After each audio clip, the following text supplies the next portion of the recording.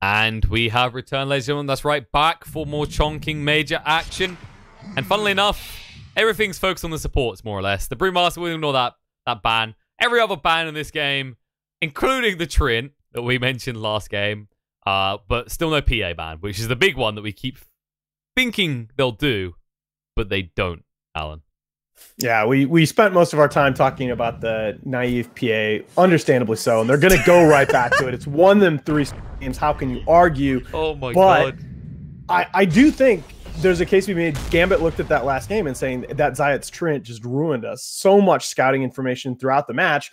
However, they have forgotten that Zayat's other signature hero, arguably just as good, maybe better than his Trent, is the Elder Titan. Now, he didn't look so good. They ran the Elder Trent Axe combo twice yesterday, and Zayat's very, very atypically looked like he struggled a bit on that hero, but he's as good an Elder Titan player, I think, as there's out there right now. I do like the adjustment, the first phase, Lich Sand King by Gambit, I think is much better, both solid laning, gives you a lot of team fight options as the game goes on.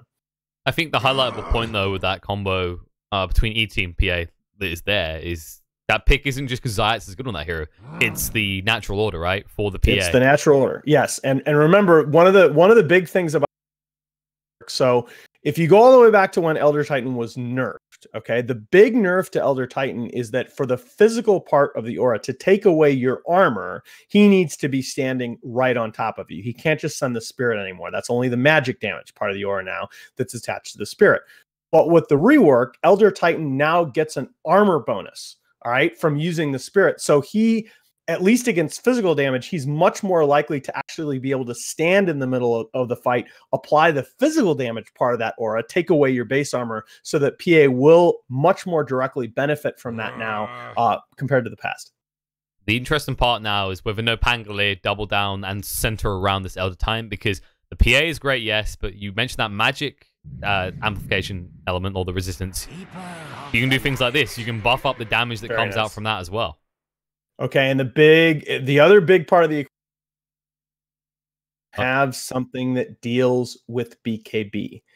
You have now seen 3 straight games where Naive has just crushed everybody with the PA. And yes, it's not just him. The team is playing wonderfully around him. But if you do not have a dedicated BKB breaker in your lineup, and you didn't want to see this, Alan. You didn't want to see this. I remember you saying, but you're gonna have to swallow this pill.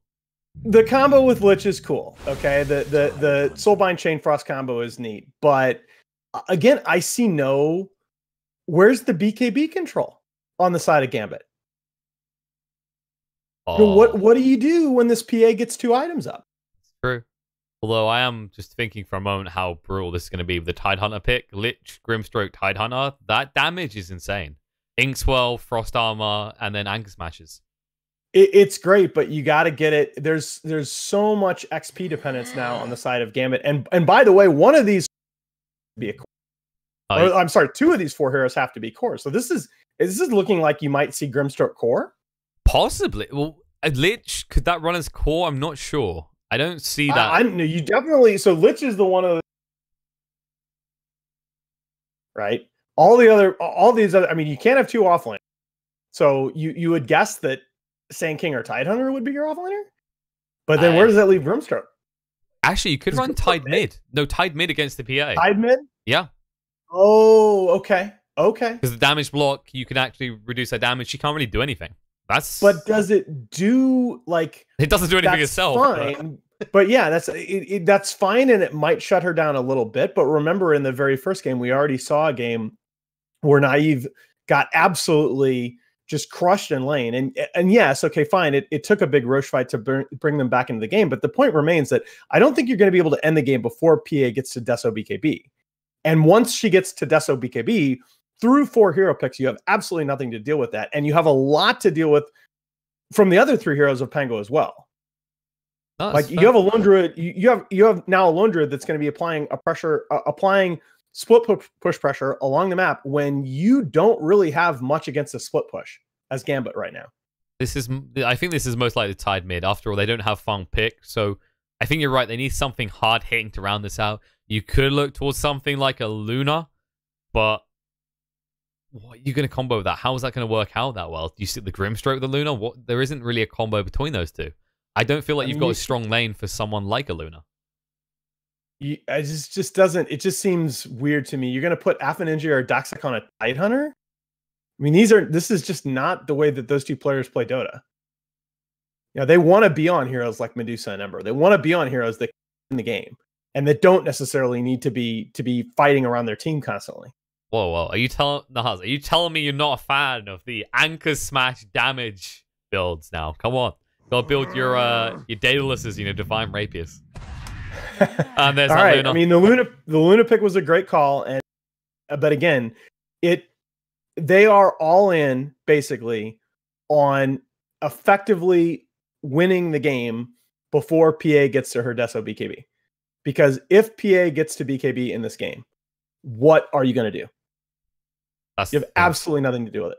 And it's also, like I was saying before, you don't have this strong support combo for the Luna. Lich can kind of throw himself out there, but Luna can't assist too much with that. And if you get a Grimstroke, it's going to have to do the same thing. Either of these heroes are the ones moving forward. And wow. God, I love this. Oh, okay. People do not understand how good this Shadow Demon hero is right now. I thought the Shadow Demon hero was going to be and it's going to be a core. This is good. Oh God. This is flat out nasty. I've thought this hero was going to become a thing for a long time. I think this is a clean out draft. Now, again, Gambit have the snowball potential there. They have the kind of, it is going to be a core Tide. They have the kind of team fight together with push that they can take a tremendous amount of map control if they're able to win the lane. So I don't want to make it sound like I'm counting them out. But if they fall behind with this lineup, they have a hard, no Pangolier with the Shadow Demon pick, especially as a core.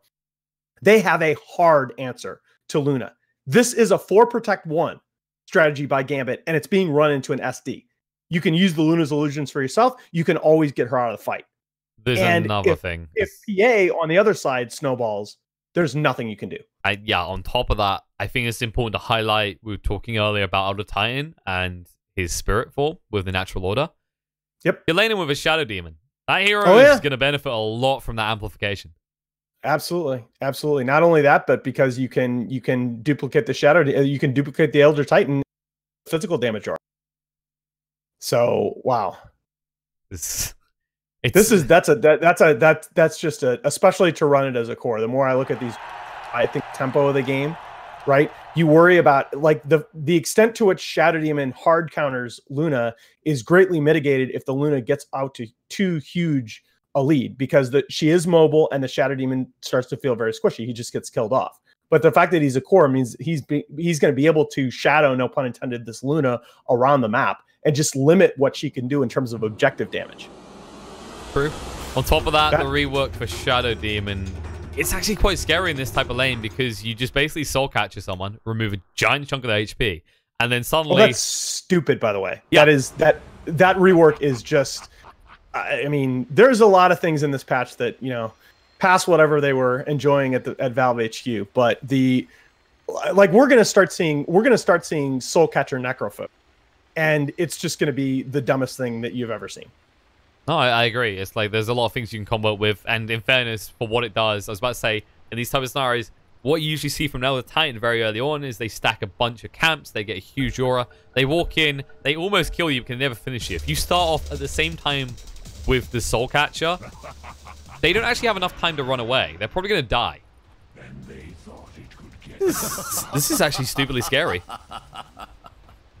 Look at the...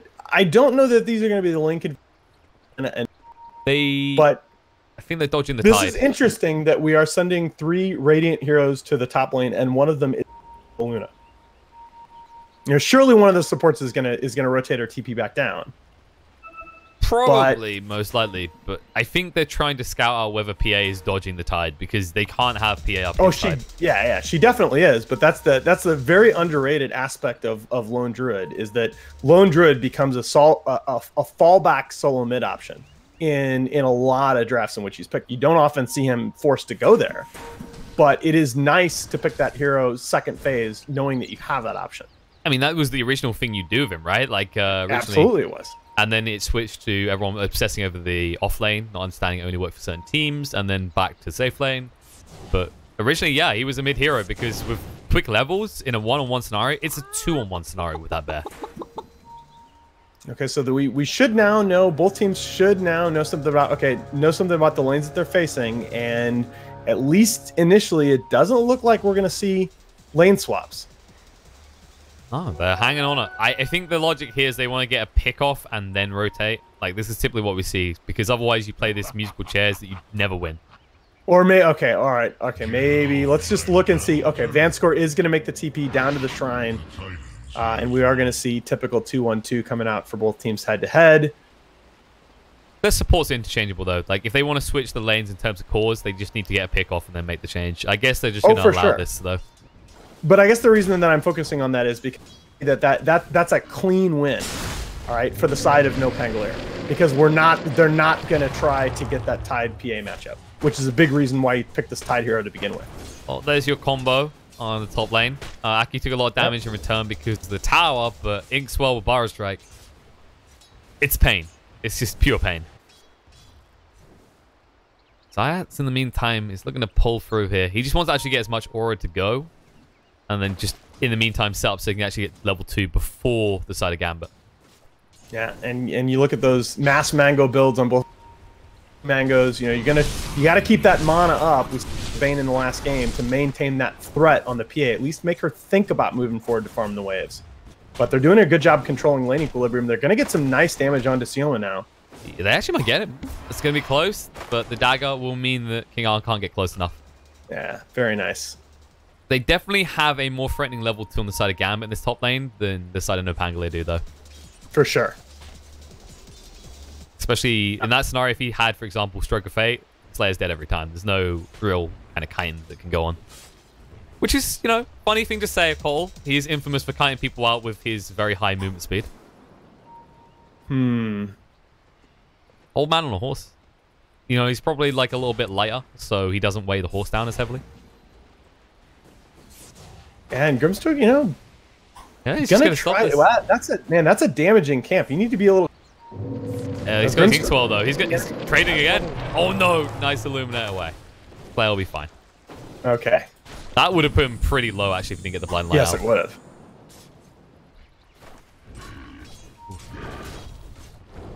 Wait, everything is it me or does this not feel like CI's Dota? Because this is oddly quiet.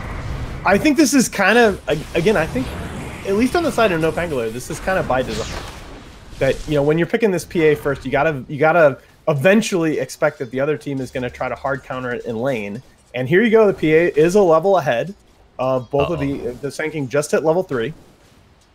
The problem is, to do this, Slayer has to stay far away from the lane, and Cole, without levels, isn't exactly a threatening thing. But that's one of the strengths of Catalyst support, is that he is a hero that can play far away from the lane. He doesn't necessarily have to be even in XP range to, and this is just the idea that he's able to complete this pull now. He gives the PA another wave here under tower. They're going to have to contest this. Oh, Bara Strike. Oh, nicely timed. Nice Slayer can't get away. Really nice. He's going to get rid of the Phantom's Embrace, but the Inkswell should be enough to finish him off. Final tap, there's your first blood. Yeah. Read perfectly. They knew that you can go on PA because, of course, there is the Phantom Strike at any given time. Yeah, that was really a good recognition of they needed to do something about manipulating the one and knowing that that's the right target to go on.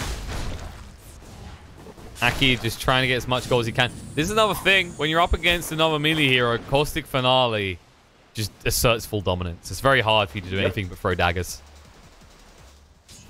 Especially when you're up, like, that's the other thing. But he knows he's going to have to do this. This is why this stick is already getting great value for Sand King. King R. This is pretty deep to be alone. He's going for this, though. The Phantom's Embrace does return. There is the Blind Light to force King R away. Dagger coming out, but Aki on his way across. Naive has to back away from this. No, he goes in. Oh, they waited for it as well. They haven't nice got idea, but yeah. Nice idea, a little over-aggressive. That was nicely played by Kulich. He actually held on to the Bara Strike until the Phantom Strike got committed. Yeah, no, that's the second time there that he's had a very, very good timing on that Burrow Strike. Patience. They're going on Luna here. Nope, can't get it. Lucid Beam comes out. Should be fine. But she's being forced to bring out a lot of regen. Even with the stick, you just... Le balanced Frost Shield. It's reasonable. Totally reasonable. Hero, good rework. I mean, at least the hero does something now, for goodness sake. Instead of just walking over to a range group going, I choose you. And then that range... I'm going to cast Frost Armor on my towers, guys. It's fun. High skill Dota. King R. He might get this. Carl taps out. Very dead. And bounty runes as well. Thank you very much. Oof. Hey, I'll have you know, right? The whole Frost Armor thing is great. You just get level 25. The old Frost Armor it was. You'd get like, what was it? You'd have Ogre Magi, Trian, and Lich in the same team. And it was I refuse to lose team. Yeah, but okay. But then you have a game of Dota that, regardless of the other 7 heroes involved, that is just awful. Yeah, no one wins. Even if no you're one playing wins. the heroes in question, it's awful. Okay, like I personally am not a fan of Necrophos, so I wouldn't advise this type of Like that who type wants of to lineup. play level 25 Lich? But my point is, like, it's for those type of people that like heroes like Necrophos. They don't exactly like winning themselves. They just like other people not winning. Okay, so people that have no soul. Got it. Yeah, Darkseer players. Nice. I actually like Darkseer. Shut up. I mean, it's probably time to stop being mean to Darkseer. It's not the first pick offlaner anymore, like it used to be. But still. Hey, at least you got nice combos now, like the Spirit Breaker, which I gave you a little teaser for. I know you're going to end up in your pub games attempting that. Oh, no. Did I mention I'd done it in a game where it had Ogre Magi as well? Okay, that's actually pretty cool. Yeah. The all annoying tanky strat. I like that. It was just the need for speed. I think I was charging into late game voids and taking 2/3 of the HP. Huh. Which set up nicely for the Never Strike afterwards. And setting up nicely for Illuminate, trying to steal some gold. But Kulich, he can get a decent amount of this stuff. Oh, that's the BM. No. Get away from this gold. PA's just waiting to take it, but the Burrow Strike through. Oh, he missed one of them. That's alright, they actually got a lot of that gold. Yeah. Meanwhile, the mid lane is just... You can't reliably farm camps again. Okay. What? Okay. Alright, the Spirit Port fans score under the tower. I was about to say about the mid lane being probably... I don't think we're ever going to see a more passive matchup than these two. I mean, it's tied anyway. That's the effect of that hero in any lane. Like, as to refer to it as in team fights, if he doesn't have Ravage, ignore him, walk around him. I mean, my standard for that is, like, if you remember back a couple TIs ago, there was a 1v1 mid played, and there was an OD versus OD mirror match played. And it was like it was just the most unwatchable thing ever. And I think it was like Ferrari. It was like 2 really ridiculously good. Oh, wow. All right, little action in the top lane. Oh, no, he gets away. Nope. Slayer's movements are on point around this area. Like, he dies occasionally, but he's making sure Naive isn't ever going to die for it. Although he will have to die again. Does Burrow Strike dive the tower? That's fine. Yeah, and there was a TP response that was coming in there that did get canceled. But again, you know, one of the most underrated aspect of support play is your job is to provide your team information. Yeah, that's true. Like, it's especially in the current day and format, people still haven't caught into this notion that, yes, you can't expect to not die at all times. There's a reason these high-level players tend to deny themselves to towers, for example. You just got to accept that you can't live forever. Unless you're PA. Although I'm not sure I'd advise support PA. That's a whole different discussion. Who, speaking of, is dodging out the Luna as best he can. As the hack did TP top first, which I think they saw him. Oh, speaking of bot though, where the PA is, they're trying to go in here. Ghostic taking a lot of damage, trying to move away. Disruptor does come out. Needs to get further away from Obel the Kulich though, who has got the Burrow Strike coming off cooldown. Stun through. Will get the kill. King R's already dead as well. Meanwhile, looks like Slayer's going to go down in the top lane. Under his own tower, in fact. Yeah, they abandoned that top lane. There's nobody up there. They're trying to give Slayer a couple of solo waves. I mean, this does not work out. Like, this is the way to ensure Luna is relevant, is just leaving her alone to farm. It's not exactly a kill-driven hero. She'll love to have some kills, but she'll happily settle for creeps. There you go. Ghostic arrives finally. He has got his raindrop now, so little bit hard to kill. Got to be said that the first 10 minutes of this game have gone pretty much perfectly according to plan for Gambit. I mean, they have a decent sized advantage after this laning phase. You know, they're tied. He is going the multiple bracer build. He's tanking up, going to get in the middle of these fights. He's going to go Medallion, it looks like. He's trying to maximize Anchor Smash. That's all it is. Yeah, I like that as an idea. I really do. It's not terrible. I think that's how he has to play this game. It's also the thing about Tide in his current context with the change to phase boots. This hero is one of the better users of that, right? Like, he's never gonna have to back off. He'll keep running it constantly, and this enables him to do so constantly. Well, and that's what really kind of brought Tide back, along with the introduction of Refresher Shard, is the reworks to skills like Gush, where he can actually threaten squishy heroes on the enemy side even with Ravage down. Like it used to be that Tide sort of ravaged and aggro smashed and stood there. Now he can actually get into the back line and threaten heroes. Yeah, there's definitely a change that was needed because people kind of got to the stage where they realized, if he hasn't got his ult, he literally does nothing. And actually, they've made a lot of effort over the years to make sure heroes aren't in that situation, right?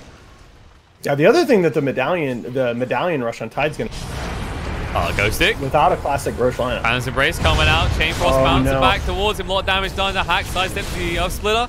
And they'll clean up a kill onto Ghost Stick. Sealer is here now. That's a core Shadow Demon that you just gave up a kill on. King R will be able to move away in time courtesy of the Inkswell. And they actually rotated a lot of support to try and save him. Yeah, I like how they're using that Grimstroke here. He's felt very mobile in the engagement so far. Pretty filthy hero. He can be pretty mobile with the Inkswell, of course. Interestingly enough, he's got 1 point Stroke of Fate, but that's it. Like, he's not looking to max that out at all, which is fair. It's not like someone's got stacks of illusions or creeps that can add up the damage.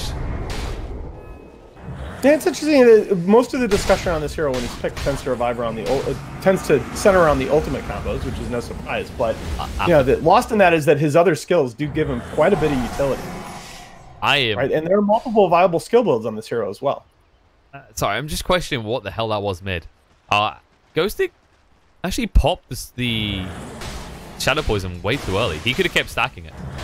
I don't know if he mismathed or something, but he was far from killing off Tide. That's an interesting choice. They did actually use the Purge as well, so not achieving anything other than a Shrine being used. Luckily for them, Demonic Purge is a pretty low cooldown. I want to know what Tide's going to go as his next item, because I think that's going to tell us a lot about the way that Gambit is approaching this game. I think the big question in my mind right now is sort of what's the timing window that they have in their head that they're going to try to attack this PA lineup. That's the thing. Do you want to go for earlier items that allow you to be more aggressive, or are you going to go for some big pickup, like Blink, Force Staff, these type of things? And look at this, by the way. Naive actually does have the battle queued up here. Well, he knows maybe he's not in thinking control. that she's not going to be able to hit that Deso BKB window here because of the start of the game. I mean, it's a fair assessment right now. She's pretty poor. And honestly, in this mid-game scenario, the damage that comes out from a Coolidge and Tidehunter, like, you just want to dodge them. You just want to dodge them for, like, the next 5, 10 minutes. I don't know, though. It's such a... You're walking such a tightrope, though, because potentially by getting to Battlefield, you lengthen the period of time where that enemy lineup really threatens you as a hero. The problem is whether they actually have an alternative. The kill potential is not that high. One of the big mistakes that you make is you think of you get to your big power spike and then the rest of your team has nothing. And it's like, okay, I'm a PA, I jump in a fight, but at the end of the day, I'm one hero. You know, the rest of the team is, minus the Lone Druid, the rest of the team is looking like they're not doing so well. Yeah, but Lone Druid's not going to offer much. You gotta sync those power spikes. So that's the big issue. Is like Lone Druid, he's not really offering much in his current context. He's just looking to farm and split push the best he can. Yep. They're going to be willing to take that tower trade here. If they can get there quick enough. I mean, Luna is going to be much quicker than the Lone Druid in this scenario.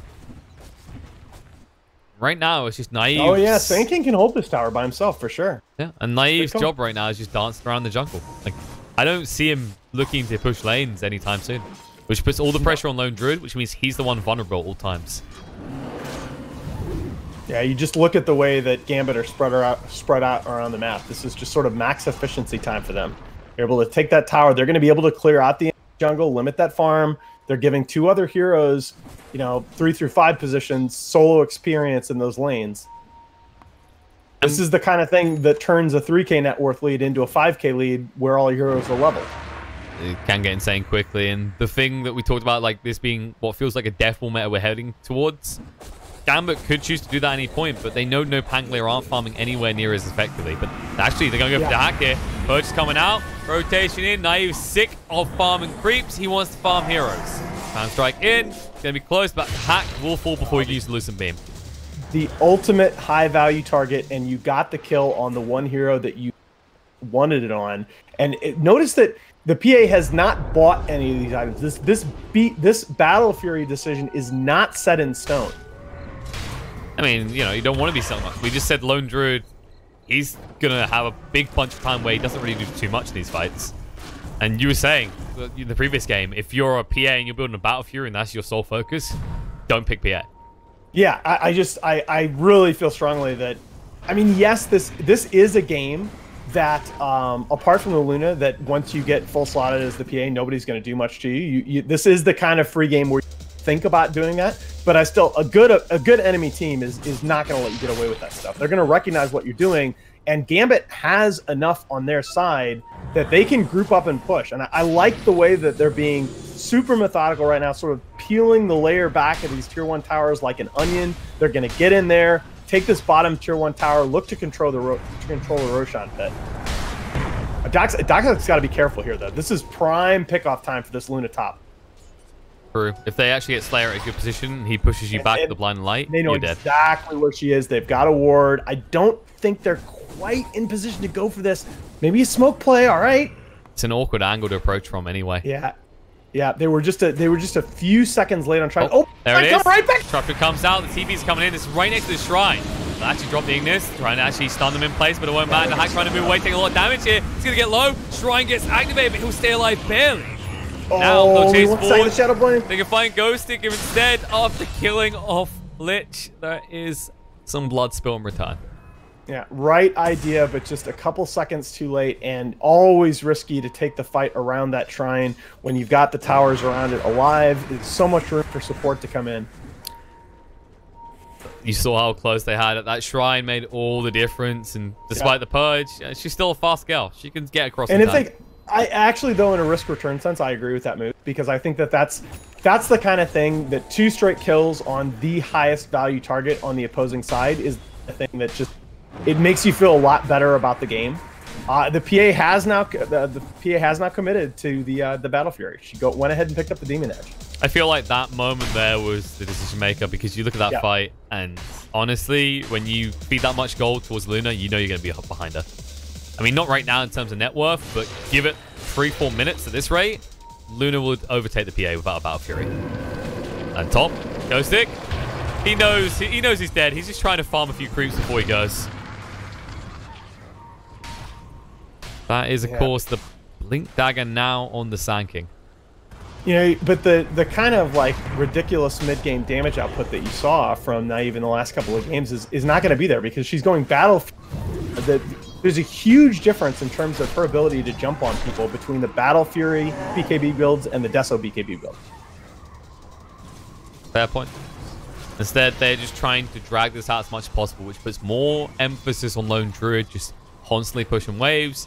And I don't know how much Ghost it can give you for this mid-game transition. We saw his attempt. It could have been threatening if he didn't do it next to a shrine, but I think. Well, the biggest thing about it, right, is that, you know, No Pango are looking at this and they're going, they really do have like, okay, because they have the Shadow Demon and the Elder Titan against a Luna. Tide, he does have some more options now with Refresher Shard, Refresher Orb, but he is going to fall off eventually, and they have the tools to control the Luna. Okay, things have worked out. I found a DD. Oh, get the... Oh my god, this is so triggering to me! Why are DD runes still a thing? Oh, oh, Ravage, no! Well, they get him! Perfectly timed to steal the Roach. You got sniffed out, son. That's karma right there, baby. And now in the mid lane, maybe a bonus kind of Zayat. They won't be able to get him in time. He's a little bit too far away from the Lucent Beam. But I have said for like 3 years now that DD runes should function at least half effectiveness against Roshan, if not also enemy heroes. I think the idea of like a DD rune spawning outside the Rosh pit and deciding a game is just terrible. But You know, little karma. The frog knows. Ghostic, this isn't where you want to be, buddy. Purge will come out in a hack, looking for the Lucent Beam opportunity. Alpha Ninja needs to give him vision, but he won't. Not in time anyway. He'll just run him down casually as Alpha Ninja with the phase boots especially. Anchor Smash coming off cooldown. Lucent Beam interrupts, and he's gone. But I think you got like a point. Maybe if there was some sort of nullifier effect in the Roche bit where you walk in and runes stop working. Bot. Yeah. That's optimistic, but Lone Druid, no. He's bare used against him. His buddy through the night. He's actually a traitor to the cause. Oh no, he's still alive. Is he going to tick out? It's going to be close. The Spirit Vessel is gone. No save coming out from Slayer in time. Ignis was a fat useless, not fast. All right, and Gambit, they have the right. They look like they have taken full control in this. I mean, no Pangolin, they have to be demoralized after that Roche situation to be so close to getting it. Again, it's a calculated risk, right? But at the end of the day, and I think it's obviously worthwhile to get it. I think again, risk reward, it's okay. But the fact that that went against you, yeah, feels bad, man, right? Because now you've got a Battle Fury PA that died right after she completed her Battle Fury, desperately trying to make progress toward that BKB. And Ghostic and your core Shadow Demon is just feeding at this point. Which is, what else are you going to do? There's not much that the hero can do in this game state besides that. And you've got two heroes that are kind of going to do the same thing from like that shoving out lanes to stop any push, right? Slayer and Ghostic. One of them's going to be out there all times. And Gambit have the means to find either one. That's kind of the awkward issue, I think, when I look at No Pangolin's lineup, is they've kind of, from the draft point, with Ghostic not able to kill anyone now, they've pushed themselves in this corner where they have to farm. That's all their lineup does. Yeah. And this, it's very typical. You see this a lot if you go to LAN, and you see a lot of young teams. One of the characteristics is they look very, very good when they're in their comfort zone. But the minute they get pushed a little bit out of it and have to make those adjustments, things tend to go against them very quickly. And in this game, you know, the PA Naive finally being forced to switch off that Deso BKB build that had been so effective in the three previous games, the team as a whole being forced to make that adjustment in mentality. We're going to protect this PA while she farms, rather than just using her to take the fight to the opposite side. All of a sudden, they just look so much less polished in terms of their approach to everything, from where they are on the map to how they take the individual engagements. It's kind of an interesting thing as well, is when we see the same hero picked over and over for like someone specifically, it seems like a good idea hands down. It's like, he done a great last game. But like I said, when things start to not go your way, your last two games where things worked well, and pause on that fork because Ghostic is done. There you go. Well, at least they sleep on all the Kulich. Can they actually find him? They're going to hold him in place with Classes. I'm not sure they can actually get him though. It's pretty tanky. There's the fear coming out just when they needed it. BA arrives. But like, to go back to that point, you kind of get to this stage where you start doing things you've done in your previous games because they worked. Right. And you get stuck in a rut. Right. And we get, sometimes we as casters, analysts, get too focused on, well, they should disband this hero, when, you know, the other side of the Michael Jordan analogy is how do you deal with that? You make him do something different, right? You make the PA do something different in this game. Make her into a farming hero rather than a hero that's taking fights to you constantly on your side of the map. You know, make Michael Jordan shoot the three-pointer. To like the pub game logic, is when you get that person in your game who probably shouldn't be at that ranking because they're making questionable decisions, and you go, that makes no sense. Why is he doing that? Like, it works once, and then you kind of catch them off guard, if that makes sense, right? Like, well, but the flip side, the other side of the coin. Say again, you cut out.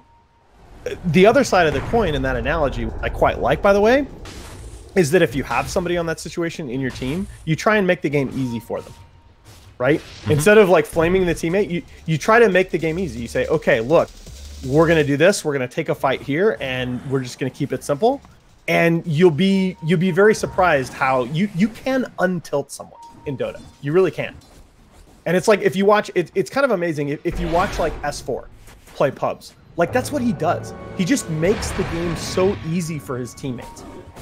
I think my favorite one I've had is Lizard. You just listen to him and like, please sir, please kind sir. Yep. Kind sir. in CIS pubs, which is, you know, it works. It works. It's pretty good.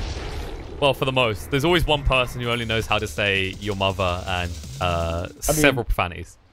That's what, you know, that's what Blitz does too. He's really good at that. And now he does flame the shit out of you while you're doing it. He's like, okay, you're an idiot. Do this and we'll win. Oh, all right. Yeah. It's a little less enjoyable, but still fun. It's like, you haven't got time to sugarcoat crap. You just gotta say it straight. It's like, this is what you need to do. You're an idiot for doing this. This will make you smart. God. Okay. I saw a smoke there. Yeah, they're going. You know what I want? Right. You know what I want to stand out? The thing I keep getting at sport with at tournaments. Not just having my own obs, but they'll have like the overlays. So like pretty little smoke icons and such, and Aegis icons. Painful though. Look at that. Look at that Radiant Ward. Right? Oh no, they just realized. They know exactly where No Pangolier are on the map. They have such good ward coverage on the dire side of the map. Even if the ward doesn't spot the smoke, you know where the enemy team is just by process of elimination here. It's true.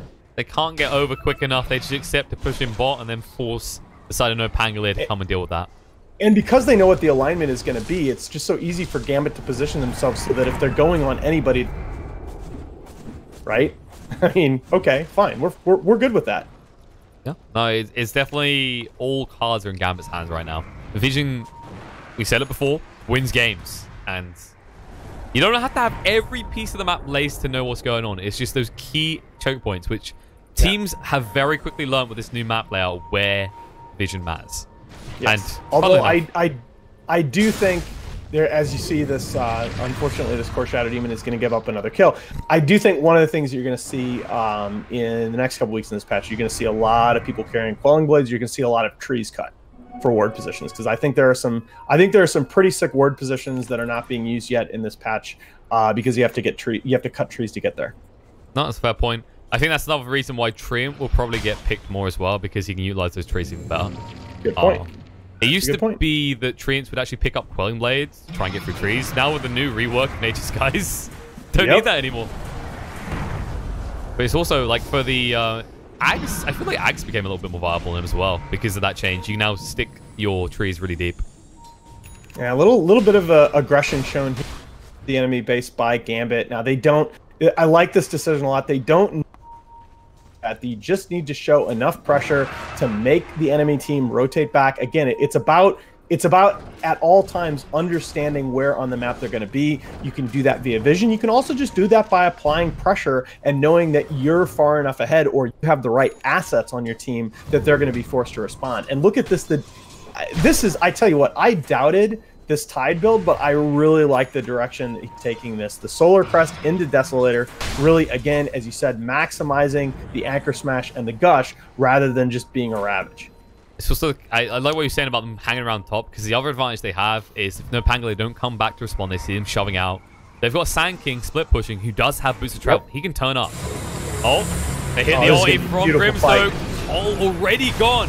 Disruptions there, Naive. BKB forced to run away. He's going to try on to hack. Uses the mana to dodge out the jump. Will take a lot of damage. Ursula through. Drags him back to kill the Luna. The Ravage was used, but now, how the hell do you deal with this? You need to move quicker than this, Alpha Ninja. He'll be able to do so with the Inkswell. They're moving in. Zayats with his own BKB coming into great effect in that fight, and they still see Alpha Ninja. They'll keep on chasing. Epicenter is being charged up. Sand King coming in from behind. He's going to move forward. Straight on top of Lone Druid. It's enough, though. He's so tanky. He's just going to fear them away, force him off with the Lich Armor. It's not going to do. In the meantime, King R ran down by Naive. And Gambit, everything backfired for them there.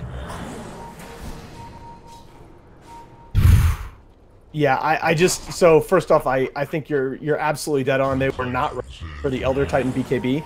Second thing is, they got, that was so weird. They got off the Grimstroke ulti on the Coddle and the PA. They were able to get the Coddle off the board right away, but the disruption there coming in onto the PA as a save, and Coddle was already basically able to get a spell or two off. That's, yeah, I mean, you really, you're kind of in trouble at that point. And I think there were at least two BKBs on the side up already on the side of No Pango by the time the Ravage came up. And, well, Naive feeling still a little bit hurt about how Roche went last time. This time he has an Aegis to work with, and a comrade of his will have a cheese. And honestly, like you said, the BKB on Zayats, it's insanely effective here. He's no longer a valid target, but we talked about the interaction between him and Phantom Assassin and how important it is to get him off the board. Yeah, and the Lone Druid has it too, so that's the big mistake. Not 3 BKBs on the side of No Pangolier. They had the vision, they knew exactly where No Pango was on the map. They're just not ready for the fact that by the time that Afaninja gets in there into the fight, the Ravage is largely neutralized. I mean, he ravaged at least 2 and I think 3 BKB targets. Yeah, it looked pretty pathetic for a Ravage. And the Earth Splitter was already coming in over the top. Was. So far, Xayah's proving why teams sometimes tend to ban this hero against him.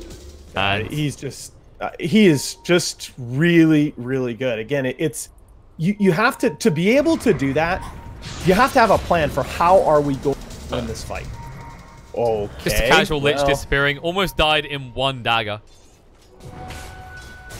But things are worrisome from here because you've got that bash of the BKB on PA, the second life, heading for the MKB as well. And as a result of just this last 5 minutes of action, look how quickly PA has been able to dip back for the Deso and already has the Basher completed. They do invade. They don't find anything, but they will get some vision down at least. They should be looking to set up on that tier 1 top, if anything, right now. But the creep wave is pretty far out. They can, however, take the mid tier 2 if they so please. And honestly, Gambit, I don't think they want to try and contend with this. This PA is super scary. And she sees these 2. Yep.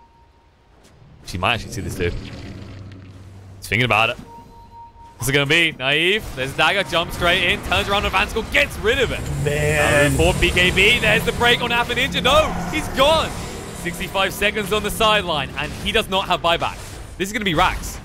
This is the call. The calls here from No Pango. The shot calling from No Pango has been really, really good in the last 5 to 8 minutes of this game. Naive. That's pretty deep. This is.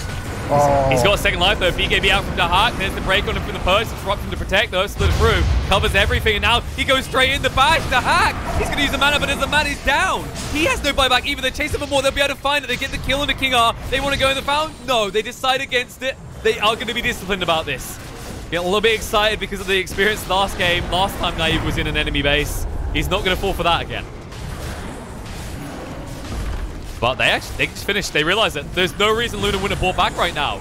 No Pangolier coming back from the brink here. They do have to be careful because 15 seconds till tide is up, but you still got that Aegis on Naive. Yeah, I mean, like Gambit just got out shot called in this game. Literally, this is not just individual players making great plays. There are somebody saying in TeamSpeak right now, okay, there's the have our 3 BKBs. Okay, here's where we all need to be. Fire strike through, Epicenter, there's the chain frost well. Xayah and Ghosting in a lot of trouble. They should be both going down. They can turn around, Afaninja just falls. Naive, he doesn't care. BKB's up, they ping the throne. They say, end this damn game. He moves in, trying to create up onto the old Lich here. Doing a lot of damage. They will at least get rid of Xayah, so now Silence up. PA is alone here. Fire strike through, good control. And the stun lock in from Slayer, just trying to buy enough time, trying to move away. Naive is getting low.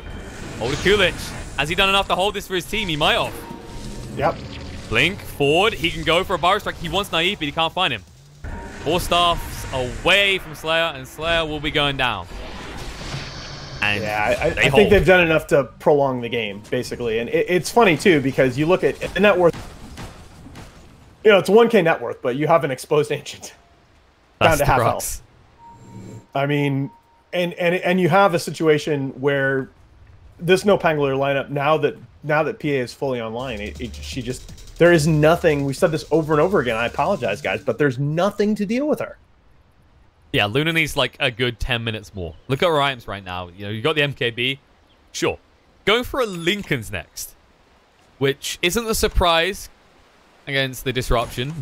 But no, still.